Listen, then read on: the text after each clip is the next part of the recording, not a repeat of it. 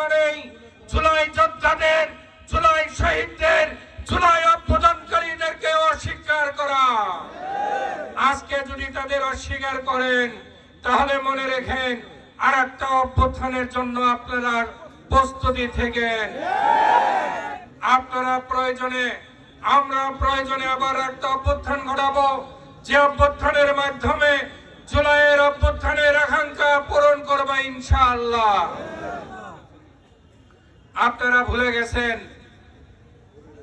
আবু সাঈদের কথা, আপনারা ভুলে গেছেন 2000 শহীদের কথা, যাদের কোনো ব্যক্তিগত স্বার্থ ছিল না, যারা চেয়েছিল একটি দুর্নীতিমুক্ত বাংলাদেশ গঠন করার, যারা চেয়েছিল একটি সাম্যের বাংলাদেশ গঠন করার। আমরা দুর্নীতি মুক্ত বাংলাদেশ গঠন করার, সাম্যের বাংলাদেশ গঠন করার আহ্বান জানিয়েছিলাম। জনগণ আমাদের আহ্বানে সাড়া দিয়েছিল।